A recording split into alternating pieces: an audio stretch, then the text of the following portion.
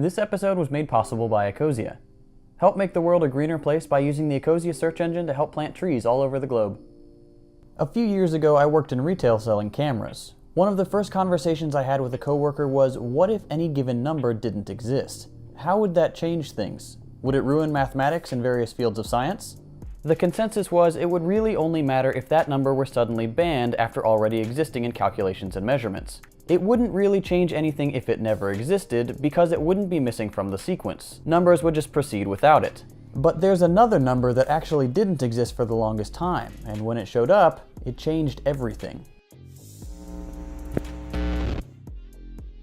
The number 0 has been a critical part of mathematics for hundreds of years, but it didn't start out that way.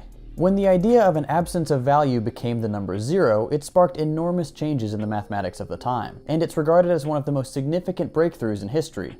Think about how we use 0 in modern applications. We have what's called a positional number system, which means the location of a digit is very important. The only real visual difference between 10 and 1 million is the position of the number 1. If you add zeros after a number, it makes that number larger by orders of magnitude. If you add zeros before the number, it makes it smaller by the same degree. The idea of 0 as a placeholder allows for much greater precision than was previously possible. As bizarre as it seems to us, the people of the past went thousands of years without the number 0. Around 7,000 years ago, the Sumerians used a system that incorporated a placeholder symbol or a blank space which indicated the lack of a value. So 501 would be written 5 blank 1 or 5 symbol 1. The interesting part about this system was the symbol was never used at the end of the number, so the only way to differentiate between 5 and 500 was context. The lack of a dedicated number for 0 complicated mathematics tremendously, and made even simple computations incredibly tedious. Today, it seems like common sense to include a number for nothing, or for making numbers larger or smaller, so why did it take so long for the idea of 0 to catch on?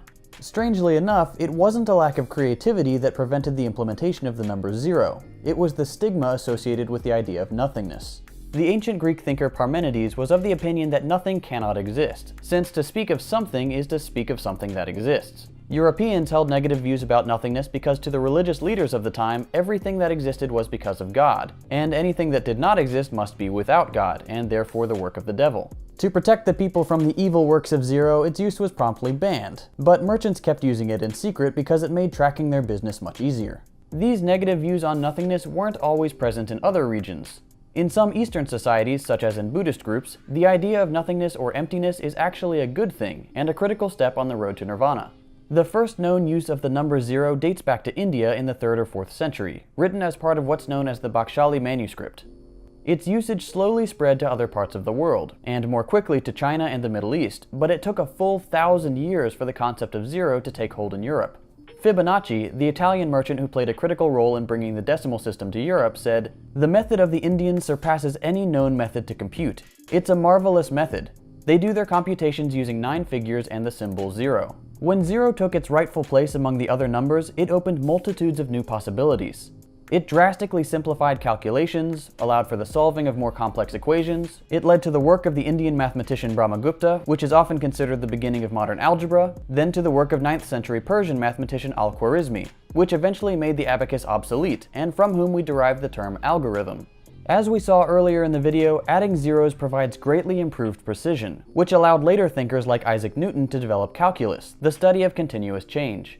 These 3 pillars of modern mathematics, algebra, algorithms, and calculus, all owe their existence to the invention of a symbol to represent nothing. Over the years, 0 would become even more useful, forming the basis for electronics and computers, allowing for the notion of infinity in theoretical mathematics, the idea of a vacuum in quantum physics, and innumerable other applications that we take for granted today. So the next time you're having a bad day and think nothing matters, you're absolutely right. The idea of 0 allows us to think bigger, numbers like 30 million. That's 3 followed by 7 zeros, and that's the number of trees Ecosia users have planted just by browsing the web. Ecosia is a search engine that uses its profits to plant trees. Just like Google or Bing, they make money from search ads, but the cool thing is they're a non-profit, completely transparent with their spending, and use their income to fund reforestation projects around the world. This is such an amazing and important project because they're not selling a product, they're just trying to make the world a greener and better place for future generations, and we can help. They've made a legally binding commitment to ensure that no profits can ever be taken out of the company. They release a financial report every single month to show where the money is going, and they respect your search privacy. To top things off, Ecosia servers run on 100% renewable energy, and they even operate their own solar plant to power your searches. Thanks to the trees Ecosia has planted, every search removes a kg of CO2 from the atmosphere. Guys, this project is amazing. I use Ecosia, it's completely free, and you can make a real difference for everyone. If you think that's as valuable as I do, start using the Ecosia search engine by following the link below.